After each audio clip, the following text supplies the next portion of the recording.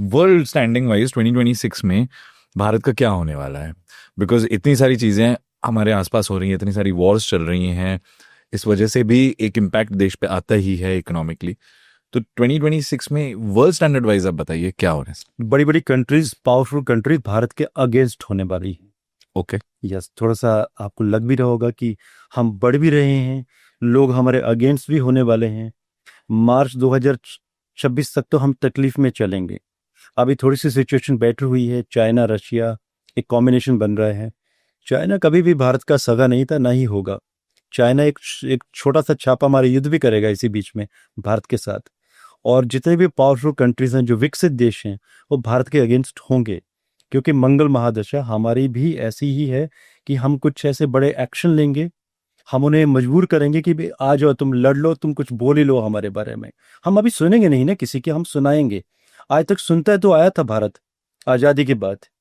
हमारी जो पुरानी सरकारें रही हैं 2014 से पहले की, पाकिस्तान वहां से कुछ स्ट्राइक करता था तो यूएनए में चले जाते थे कि सर देखो हमारे साथ क्या हो गया। 2014 के बाद जब चंद्रमा की महादशा आई, जब ट्रांजिशन था सूर्य के एंड का, तो आते ही जब नया किंग बना तो वो कह रहा था कि अच्छा उन्होंने एक गोली मारी है, आप गोले बरसा दो। सिचुएशन बदल गई। आज 8 अक्टूबर है, देख लीजिए, कुछ दिन की बात है, 2 4 5 दिन की बात। मुझे तो ये दिखाई दे रहा है कि भारत अभी जबरदस्त स्ट्राइक करेगा पाकिस्तान के ऊपर। इस बार तो पाकिस्तान गोली भी नहीं चलाएगा, लेकिन भारत इस बार स्ट्राइक करेगा। मिसाइलें, फाइटर प्लेन से अटैक, ब्रह्मोस सब चलेगी। लोग कहेंगे कि भाई इस बार तो पाकिस्तान ने कुछ किया ही नहीं था, तो भारत ने स्ट्राइक क्यों की? करेगा भारत अभी ऐसा, अब नहीं सुनेंगे हम। अब ये जो सिचुएशन बनेगी मंगल की, because we are going to be the very powerful aggressive nation now 2026 में। कई देश हमारे अगेंस्ट भी होंगे, लेकिन हम सुनेंगे नहीं। हम अपने इंफ्रास्ट्रक्चर को मजबूत करेंगे। फाइनेंशियली ट्रबल भी आएगी, इकोनॉमी हमारी टूटेगी भी। बीच बीच में हमारी स्टॉक मार्केट में 7-8% के सडन एक दिन में ही करेक्शन भी होंगे। और कुणाल जी आगे जुड़े रहेंगे तो मैं आपको वो समय भी बताता रहूंगा कि वो माह के हिसाब से वो कब कब करेक्शंस होंगे। वो डेटे निकल जाती हैं स्टॉक मार्केट एस्ट्रोलॉजी में, और पहले भी मैं 6 साल से निकालता आया हूँ। और जो जो मैंने समय दिया है, जैसे 2020 का जो क्रैश आया था, आई प्रेडिक्टेड कि मार्च 2020 में market will correct around 25 to 30%। It happened. सितंबर 2024 में मैंने कहा था कि मार्केट 20 से 30% करेक्ट होगी। It happened. और आगे भी ऐसी प्रेडिक्शन 2008 का शायद आपको याद होगा, मे बी आप मुझसे काफी छोटे हैं। हाँ, लाइव आरपीओ आया था उस समय, तो उस समय ऑर्कुट कभी चलाया है आपने? नहीं। अच्छा, तो आप फेसबुक वाले हैं। हाँ। तो या अभी इंस्टा वाले मैं आपसे शायद 9-10 साल बड़ा हूँ। हम ऑर्कुट चलाते थे उस समय। मैंने उस समय एक आर्टिकल लिखा था ऑर्कुट में। और बिकॉज यूट्यूब वगैरह, कोई यूट्यूब 2006 के आसपास आया था और हम कभी एक्टिव थे नहीं, और ना ही इतने अच्छे मोबाइल थे कि हम कोई यूट्यूब या कोई कैमरा से कुछ वीडियो बना सके। तो आई प्रेडिक्टेड कि नवंबर 2008 में stock market will get crash around 50%। तो मैं उन दिनों में महाराष्ट्र में था। मैं अंधेरी ईस्ट में रहता था, तो मुझे लोगों ने येड़ा बुलाना शुरू कर दिया था। येड़ा पागल को बोलते हैं, बिकॉज महाराष्ट्र के लोगों को मालूम है, बाकी लोगों को नहीं पता कि येड़ा पागल को बुलाया जाता था। तो मेरे दोस्त खुद कहते थे मुझे, भाई तू येड़ा हो गया है, क्या कह रहा है यार तू, ऐसे कैसे हो सकता है? सेंसेक्स 24,000 है और तुम कह रहे हो कि ये 8,000 पे आके लैंड करेगा। मैंने कहा भाई करेगा।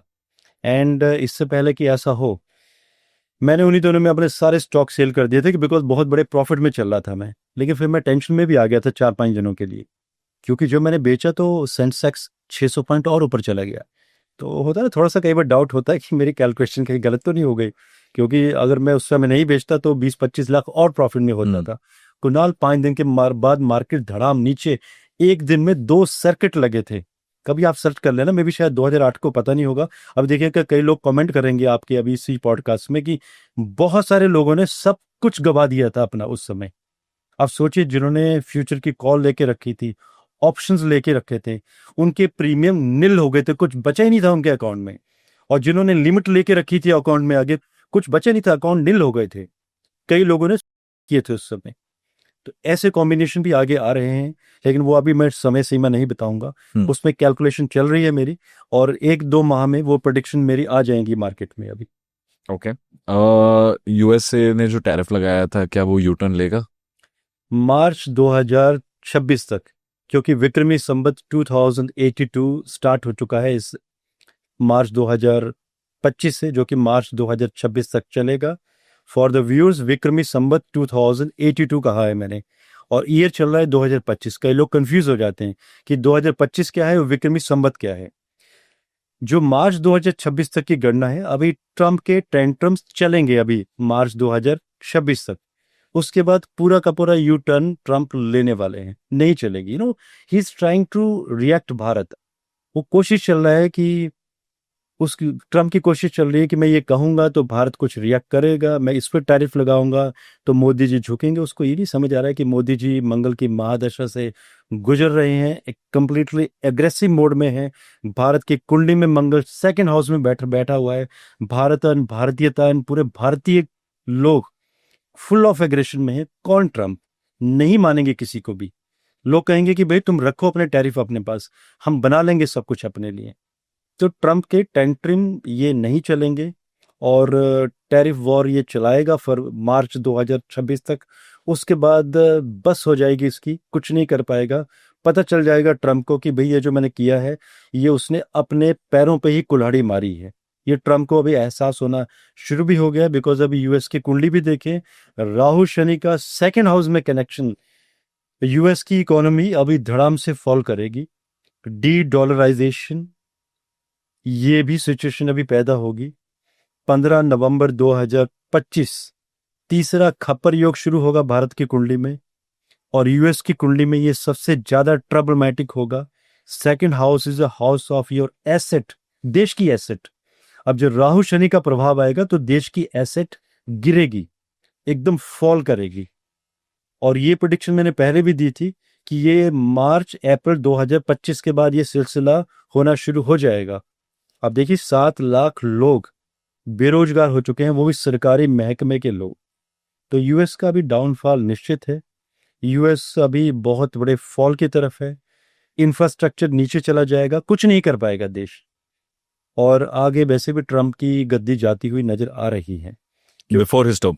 या बिकॉज 2026 में दिखाई दे रहा है कि ट्रम्प आगे नहीं रहेंगे as a president of US, कोई और बनेगा प्रेसिडेंट आगे। कुंडली खराब है उनकी।